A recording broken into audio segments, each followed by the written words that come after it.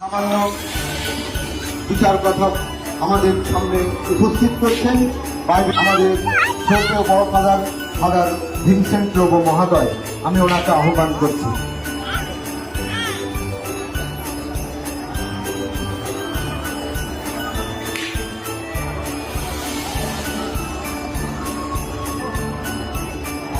প্রধান অতিথি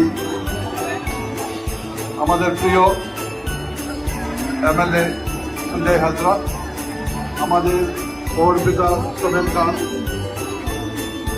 এবং আমাদের যারা ধর্মের গুরুরা রয়েছে, বিনন্দ মহারাজ, তারপর আর এখানে আছে ফাদার ইসলাম ফার্নান্ডেজ, তারপর ব্রহ্মা কুমারী সোনালী, তার ভাই ধনঞ্জয়।